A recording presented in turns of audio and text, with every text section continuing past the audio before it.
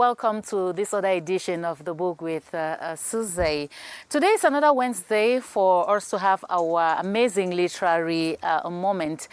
Artificial intelligence is driving change. Yes, it is driving change big time. But the $1 or the $1 million question is, are we in control? Are we really in control?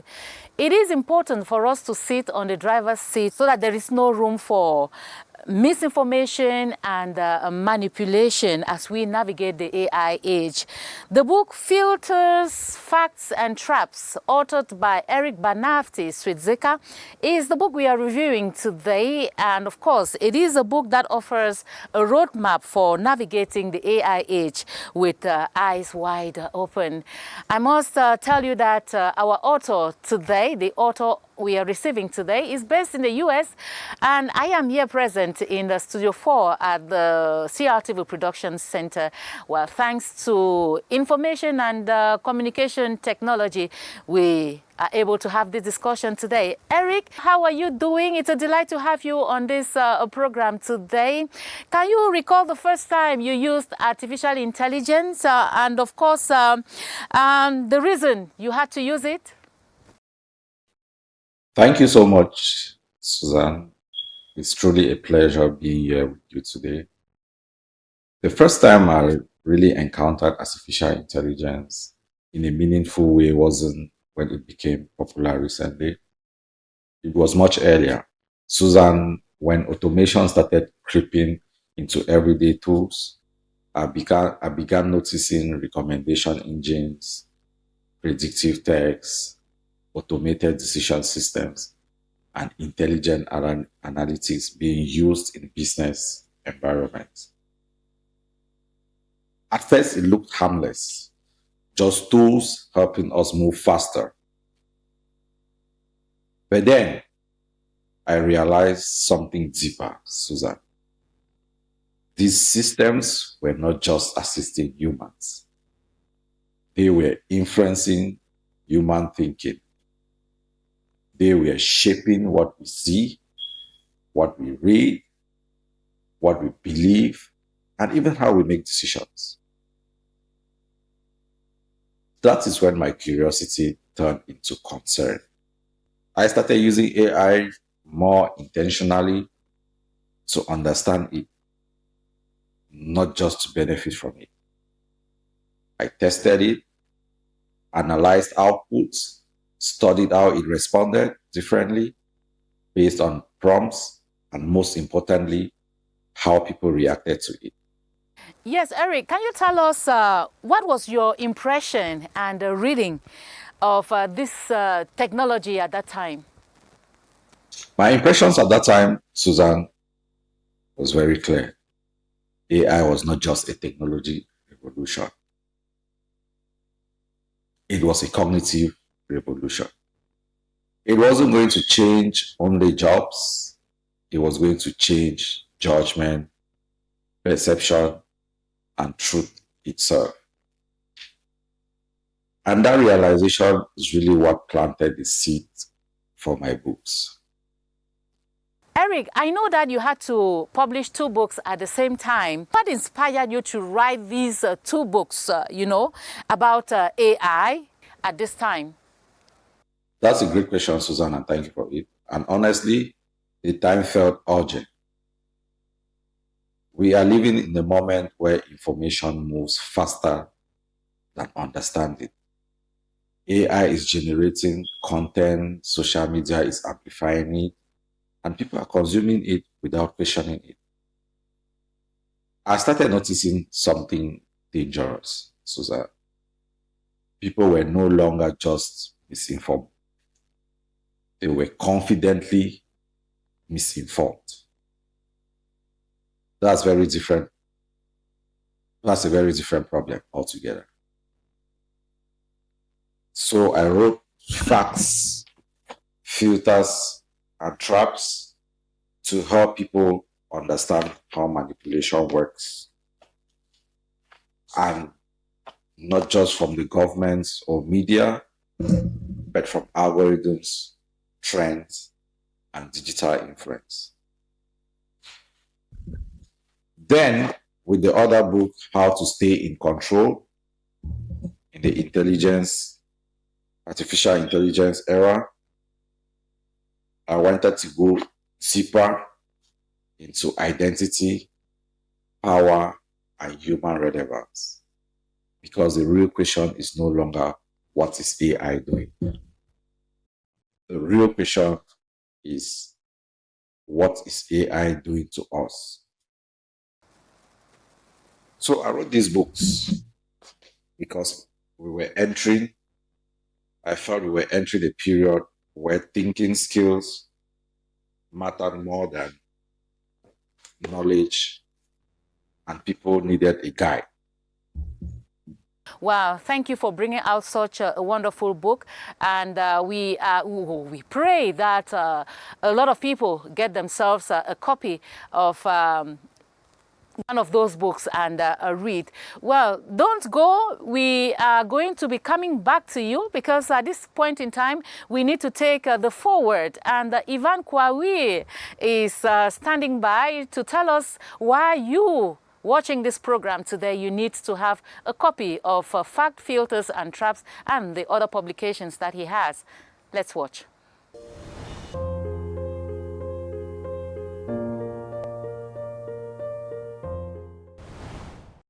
This book gives you a mindset to how to stay in control in the artificial intelligence era, whereby a lot of us think of artificial intelligence as a myth, but this book gives you how to navigate yourself in an AI-driven world. And an amazing book by BANNAVTI, like I said earlier. So it gives you 5 key areas, which I'll highlight them here, how it stands out from other artificial intelligence books. 1, it focuses on human agency rather than technology. 2, emphasizes on identity, skills, and power, which all these 3 factors help a lot how to navigate yourself through. 3, practical, personal strategy rather than policy or debate or we see governance and all that stuff. So this one actually gives you a practical way how to navigate yourself through it. 4, balanced perspective on AI. Psychology drives the world, so you have to understand how to balance that too, which leads me to my next point. And the next point is psychological and cognitive focus.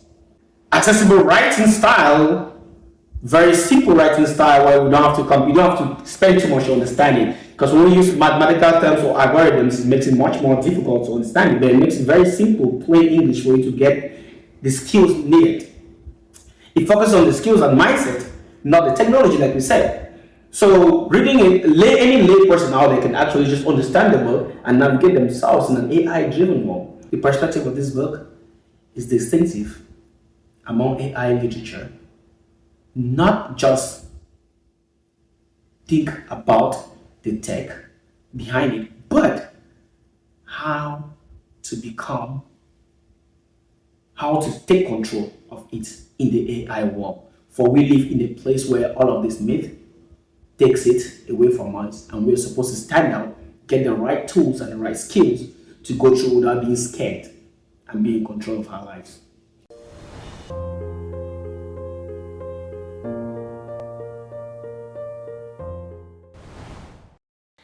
Welcome back. If you're just joining us, you're watching The Book with Susie. And of course, I am in conversation with Eric BANNAVTI SUISEKA. And we are reviewing his recent publication, Facts, Filters and Traps. Well, Eric, many people see AI as either a miracle or a threat. From your research, what is the real danger and the real opportunity? Susan, AI is neither a miracle nor a threat by itself. It is an amplifier. It amplifies intelligence, but it also amplifies ignorance. It amplifies truth, but it also amplifies misinformation. It amplifies productivity, but it also amplifies dependency. So the real danger, Susan, is outsourcing thinking. If people begin trusting AI without questioning it, we create a society where decisions are no longer human, They are algorithmically influenced. And that's going to affect leadership, education, politics, and even personal identity. On the other hand, the opportunity with the coming of AI is extraordinary. AI can democratize intelligence. That is, someone with curiosity and discipline can now learn faster than ever. A young person, say in Africa, Susan, with just a phone and internet, now has access to knowledge that once required elite institutions. So the future depends on how humans use AI. Passive users will become replaceable, and active thinkers will become very powerful.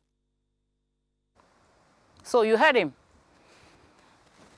You need to use artificial intelligence wisely, and of course the future depends on how you and I are going to use artificial intelligence. Else we will instead do ourselves a lot of harm than good. In facts, filters and traps, you talk about manipulation and misinformation. How can ordinary people protect themselves in today's digital world? Susan, in facts, filters, and trap, the first defense of protecting ourselves is awareness. People must understand that not everything they see is neutral. Algorithms push content based on engagement and not truth. So I recommend 3 simple protections. First, pause before reacting, because emotional content is often manipulative content. If something makes you angry, furious, instantly, it is designed to control you. Secondly, verify before sharing, because misinformation spreads faster because people want to be first but not accurate. So third, diversify your information sources. Susan, imagine if all your information comes from one feed, one ideology, or one platform. You are not being informed. You are being conditioned. So the goal is not to distrust everything. It is to think independently. Eric, I want to find out from you, how is artificial intelligence changing education, jobs, and leadership, especially for young people in Africa and the diaspora? Susan, AI is changing all the 3 at the same time. In education, memorization is losing value. Students don't need to remember everything anymore. They need to understand, analyze, and question. In jobs, the shift will be just dramatic. AI is not replacing people. It is replacing predictable work. People who only follow instructions are at great risk. People who think, adapt, and guide AI will become essential. And in leadership, Susan, the biggest change is decision making. Leaders now have access to massive data and AI insights, but leadership still requires judgment. So the leaders of tomorrow won't be the ones who know the most. They will be the ones who think the clearest and fastest. Thank you, Eric, for that wonderful information you're passing out there. And we pray that readers get themselves a copy of Fact Filters and Traps and read. Eric, once again, we're going to take a short break.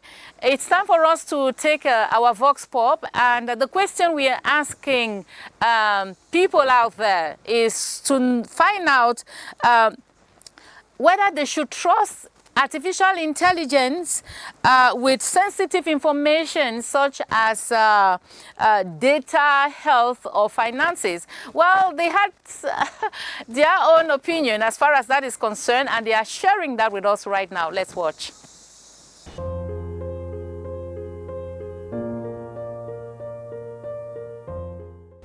I think artificial intelligence can be trusted to an extent with information concerning health, finances, and others, even like in education. If I just take the case of finances, for example, one can say, you can say your monthly income is 500,000 francs, and you ask from artificial intelligence how you can make a plan of action. You give the different domains in which you make your expenditures, and it can propose you a plan that you can use it as an example to follow on how to spend your money.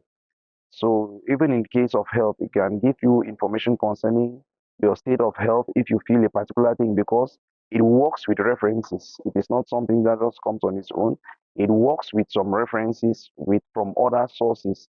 So to an extent, information gotten from artificial intelligence can be trusted, but it has to be used carefully because you need to know what you are looking for before working with it. Yes, in as much as artificial intelligence, AI is a very important tool.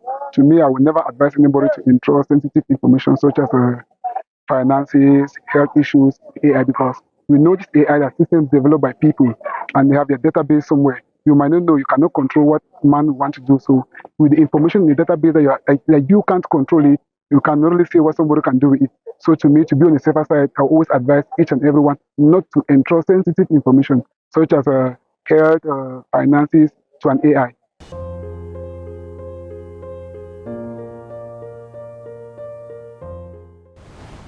Well, this other question, your book emphasizes mindset and mental discipline.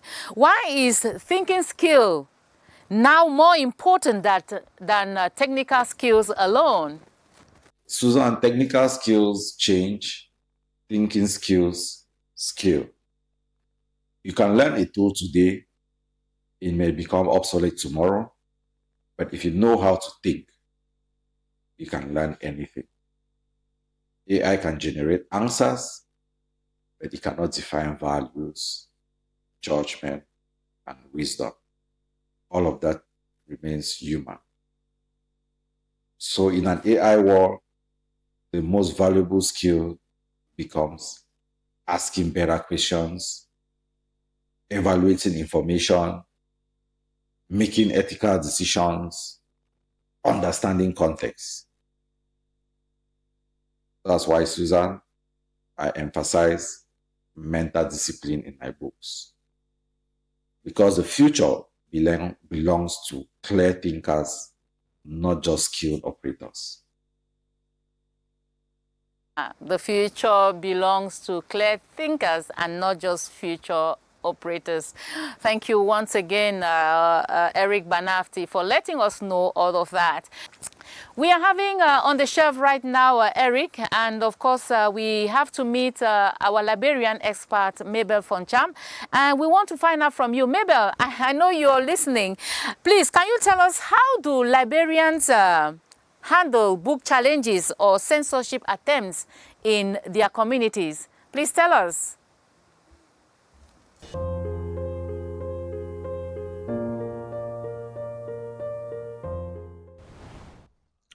Censorship occurs every day.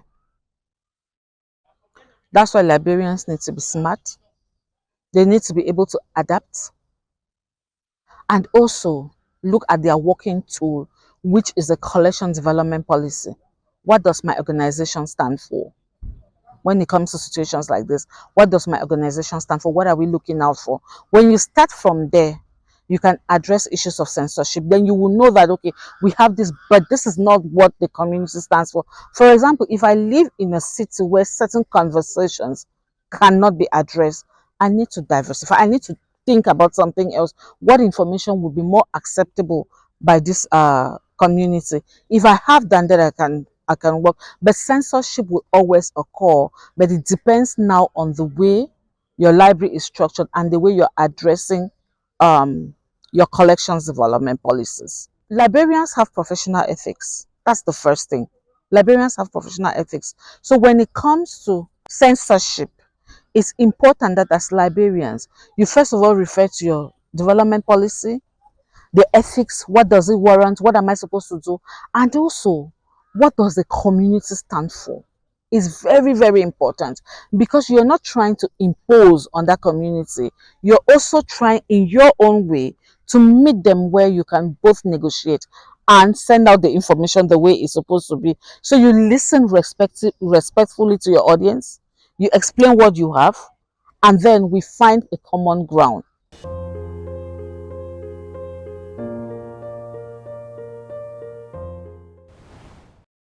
Thank you very much, Mabel Fonchan, for letting us know that. Eric BANNAVTI, looking ahead, what kind of society we will have, let's say, in 10 years, if people ignore critical thinking, and what kind can we have if they embrace artificial intelligence? Susan, if we ignore critical thinking, we risk being a society that is technologically advanced and mentally dependent. People will follow trends instead of truth. Decision will be influenced by algorithms. Misinformation will spread faster than understanding. And individuality may slowly disappear. But if we embrace critical thinking, Susan, we can build a society that is intelligent, innovative, independent, and responsible. AI can elevate humanity, but only if humanity remains in control of its thinking. You now see why you have to be on the driver's seat. Okay? Be on the driver's seat so that you are not misinformed, neither are you manipulated. Well, Eric, tell us where to get copies of these two books of yours. Where do you think we can get copies of these two books of yours? Thank you, Susan. The books are available online, including Amazon and other major platforms. So readers can get facts, filters, and traps, how to stay in control in the artificial intelligence era. Both books are designed to be accessible, practical, and thought-provoking. The goal isn't just reading. It is changing how people think about AI and information. So the books are available through my website, bannavlibrary.com. Hope that you were able to take down that address, bannavlibrary.com. Okay, before we conclude, BANNAVTI, what should be our take-home message? AI will not replace humans, but humans who don't think may be replaced by those who do.